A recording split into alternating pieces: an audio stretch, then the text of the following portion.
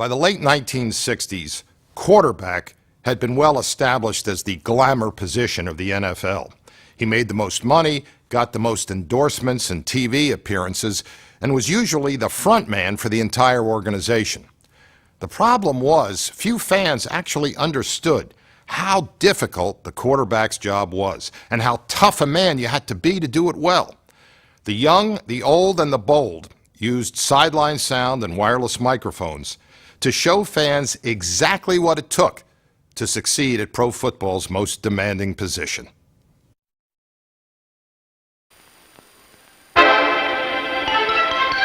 Some quarterbacks occupy a field.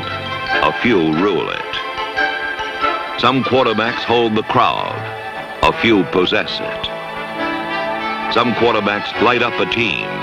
A few ignite the play.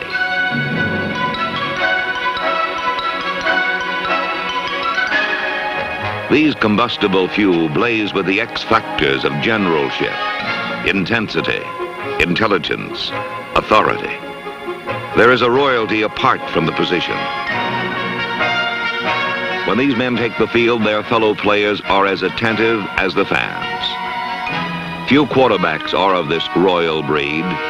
They are the young, the old, and the bold. This is their story, the story of the pro quarterback.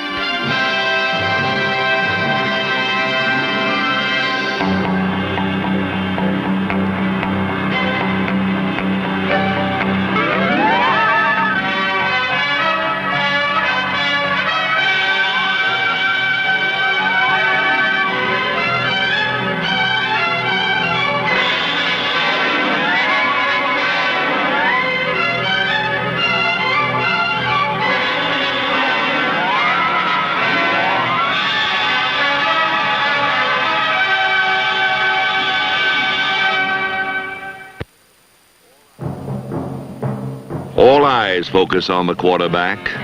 They are the conquistadors in hip pads and helmets, the commanders-in-chief of the offense, ringmasters of sport's most complex show, artists painting bold strokes over a 100-yard landscape, gamblers winning all or nothing on one toss of the ball.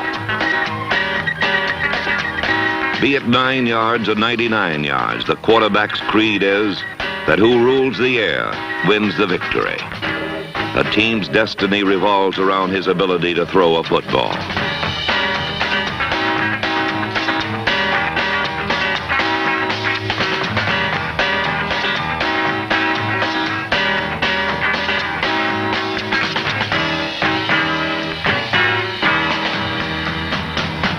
To a quarterback, the quickest and most startling way to score is the bomb. It is a flick of the wrist, a bullet whistling through autumn's air.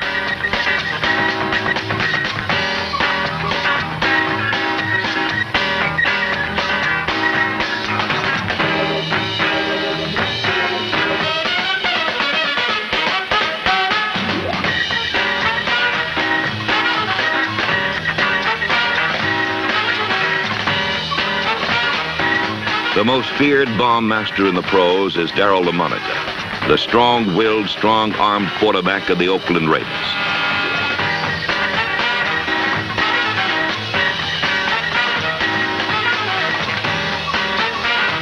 Lamonica's philosophy of massive overkill through the air has devoured defenses for the past 3 years. It's saturation bombing with touchdowns coming in clusters.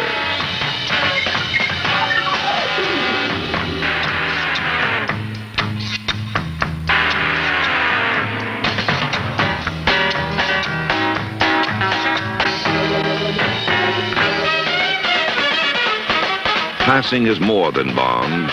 It is overcoming first downs, fourth downs, inches and time by dominating the defense with precise throws.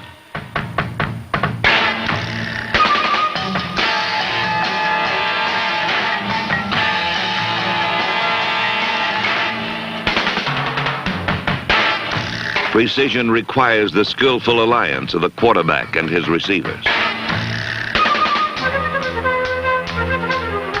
The receiver is blood kin to the quarterback. His hands are the link between a quarterback's success or failure.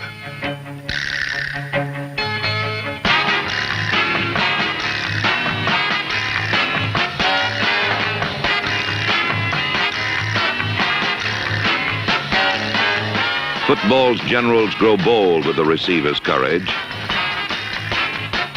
They depend on his concentration and desire, and thrive on his luck. Receivers must make possible the impossible.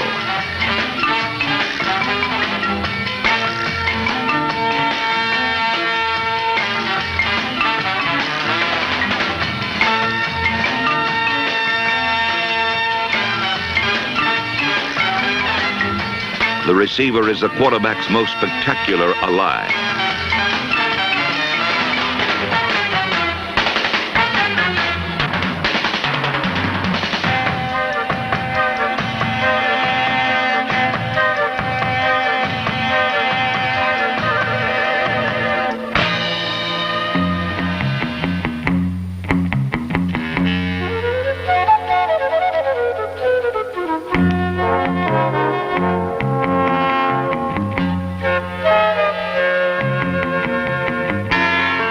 While the quarterback shares his successes with others, he is alone in his embarrassment.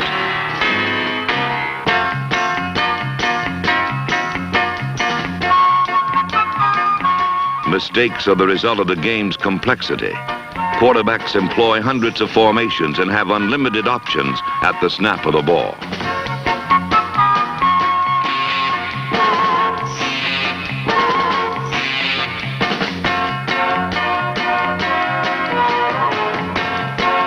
Generalship requires a craftsman fluidly manipulating his offense. It is more than ball handling. It is dealing aces in tight situations.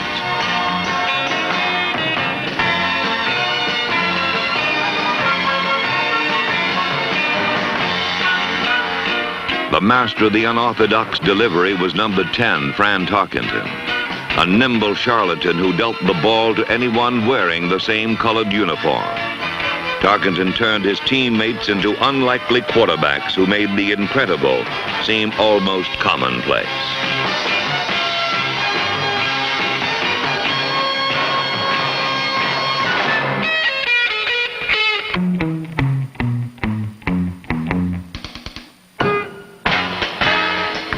Tarkenton was also the first quarterback who ran as much as he passed.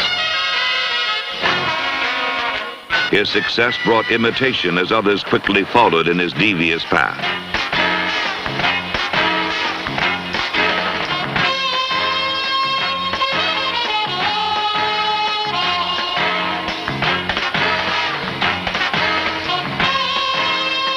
The quarterback who runs must savor his small triumphs over the defense because he is a man running with a time bomb about to explode.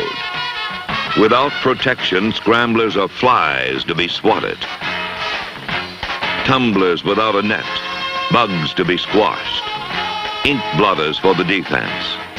Sidelines are not sanctuaries. They are places of pain. There is no safety in the open field for the quarterback.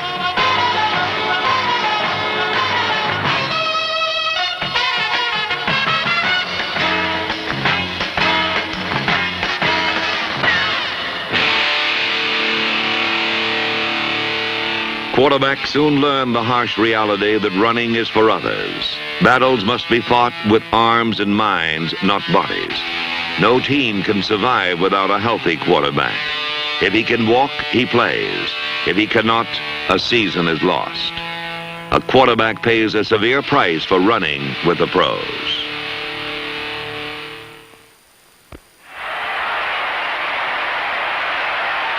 The premium quarterback is the veteran who has aged gracefully and grown in wisdom. Such a man is John Brodie of the San Francisco 49ers, whose talent lies in recognizing and exploiting any defense. 355! 488!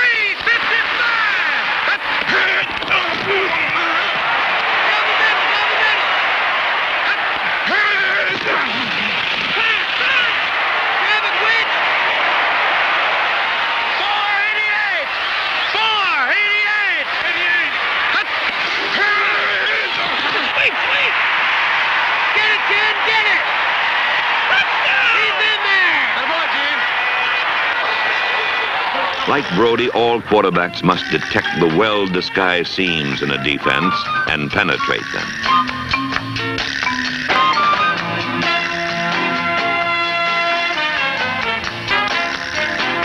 The route to a touchdown may be through the heart of the secondary or using just the sideline to slice down the field for a score.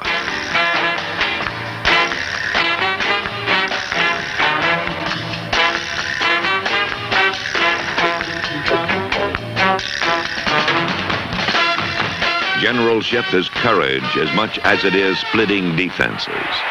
Courage to John Brody is not letting your purpose or your will wither under attack. Come on. You all right? X reverse, fullback, screen right. On one. Ready, break. Here he comes. Set!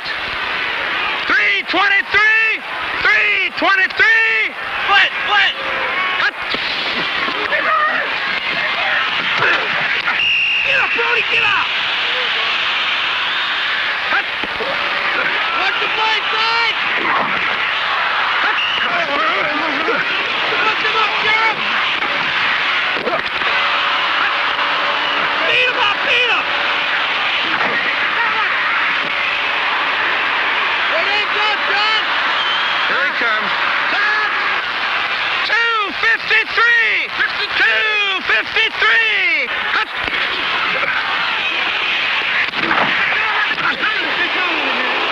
Ow! Sorry, John. Are we missing him, or is there a guy free? Well, who's free? Why, we got to pick. He came inside him. We should have somebody to pick him up. Where have the blockers gone? They have fled from the hunters. The hunters are savage predators who have a singleness of purpose. Seek out the quarterback and tame him. Hunt! Let's go, Ralph! Come on, turn around! Oh, way to go! Quarterbacks are sought out and punished in many ways. They're crushed by 260-pound tidal waves rolling over them. They are trapped under an avalanche of plastic and leather armor.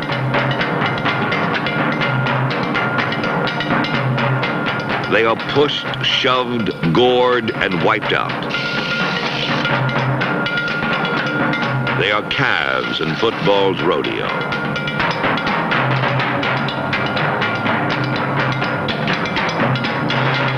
Quarterbacks are matadors, scarred with the wounds of too many bouts with men twice their size.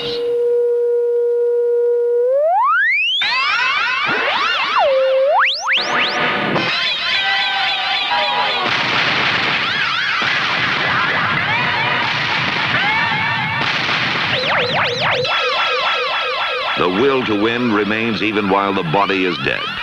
For John Brody, pain is forgotten when he inflicts the greater punishment of victory. 395! Cut! To the corner! Cut! Wiggy shot, Wiggy! You got it! Cut! Unload it, John, unload it! Step out of bounds! Got 2 yards! This is red left, better 57, wing delay. Fullback corner on one. Ready, break. 395! 395! Red trim, green trim, Rob! Here he comes. Cut! He's open! He's got For it! 13 seasons, John Brody has faced the challenges of the game. It is the mark of the pro that he has conquered most of them. For more than a decade, number 19 has meant John Unitas, the ice-cold perfectionist of the Baltimore Colts. At 37, the competitive fires still burn deep within the man who once said that you have to gamble in the NFL or die. Unitas has lived by these words for 14 seasons.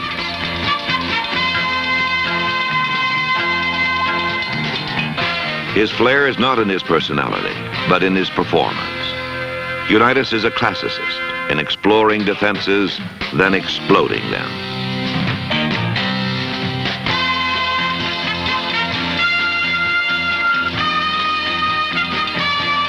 He is the pool shark, playing the corners, using the angles, needing only a few inches to run out victory.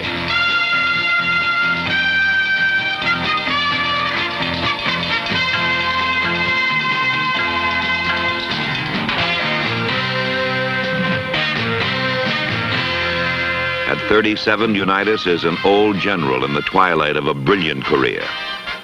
So is Bart Starr, the Green Bay Packers. At 36, Starr has known more success than any modern quarterback.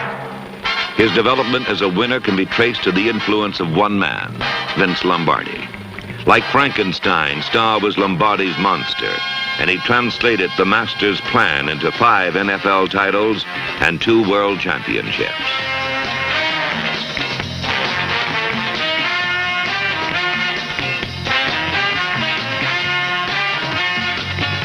During the reign of the Packer dynasty, Starr became the most effective passer in football history, but received little credit. Adulation was reserved for Jimmy Taylor, number 31, the rockin' sock fullback from LSU, and Paul Hornung, number 5, the golden boy.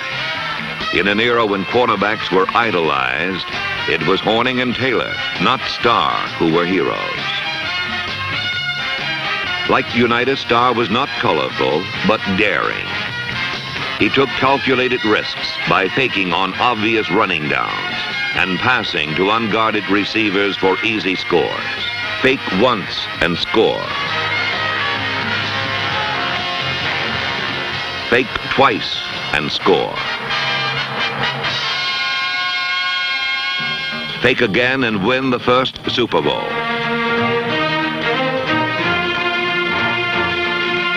Bomb the Oakland Raiders and win the second Super Bowl.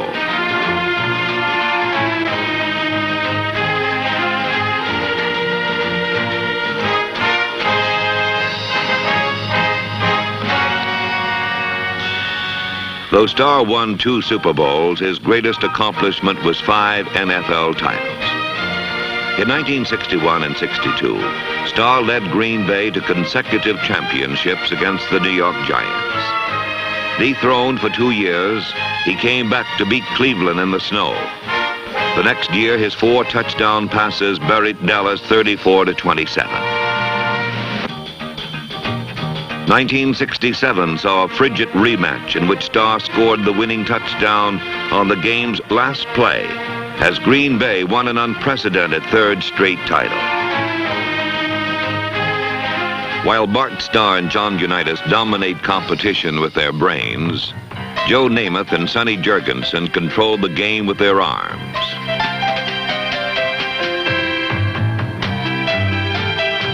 Vince Lombardi has called Sonny Jurgensen the finest quarterback ever to play the game. But happy-go-lucky Sonny was just a quarterback with a great arm until Lombardi arrived and changed his easy ways.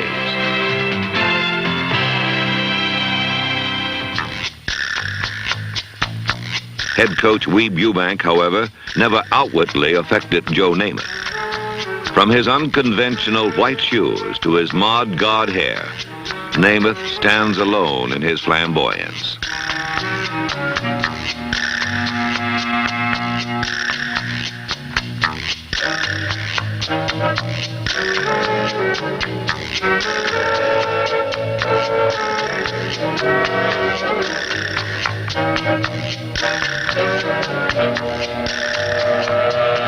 Though Namath's and Jurgensen's lifestyles differ, once they have a ball in their hands, they are a matched pair. Their passes are balloons floating, bullets exploding, missiles gliding, spirals cutting a perfect path to the receiver.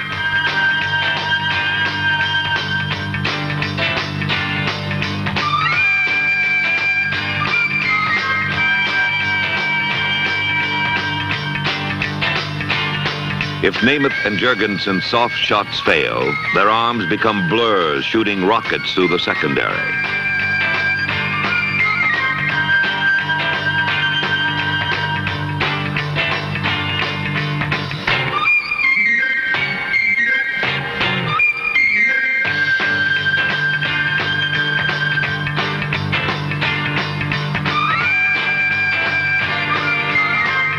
From any place on the field, they rev up rainbows bursting into touchdowns.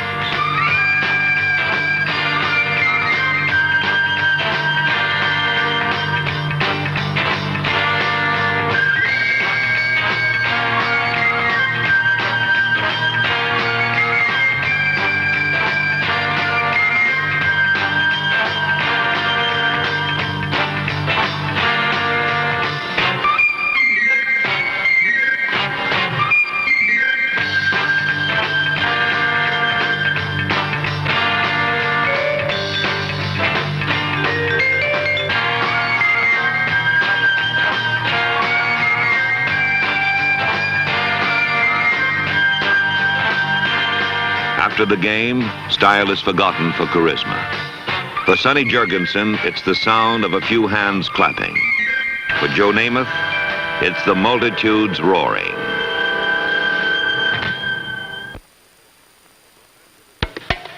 Los Angeles, California is the home of pro football's physical quarterback, Roman Gabriel, the NFL's most valuable player in 1969.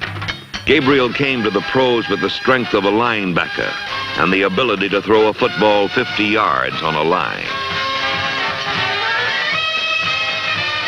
His bullet passes put points on the scoreboard and turned the Rams into contenders. Gabriel's delivery then and now was never classic. It was simply overpowering the ball to the receiver from any distance.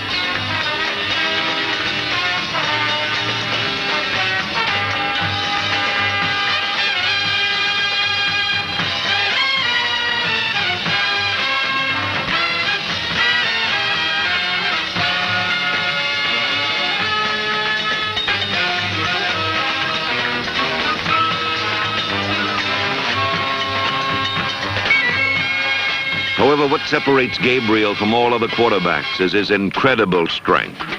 At 6 feet 4 inches, 225 pounds, he stands in the pocket tall and strong, like a redwood, defying the defense to dislodge him.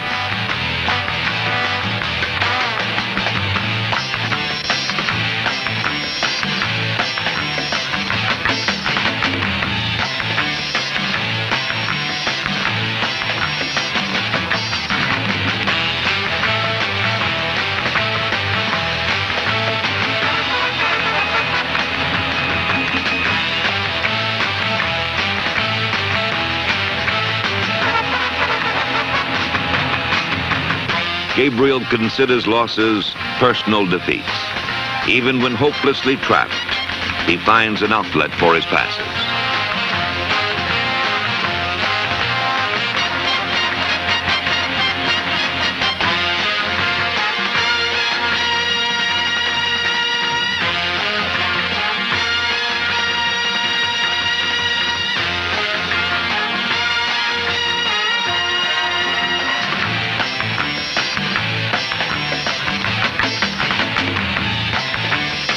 Roman Gabriel is as tough and stubborn as his team symbol and relishes the physical challenge when he runs.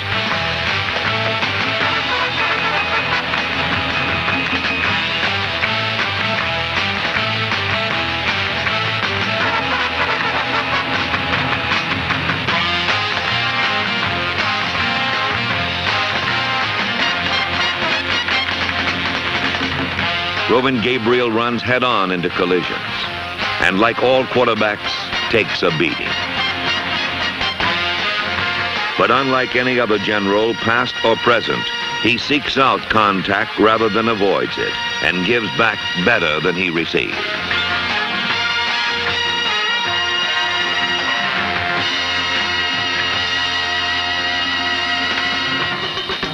Like Gabriel, all quarterbacks' careers are a mixture of cheers, sadness, and despair. Quarterbacks must cherish success now before the game passes them by. For Roman Gabriel and all quarterbacks, the transition from young to bold to old comes fast. It's living a lifetime in a few short years.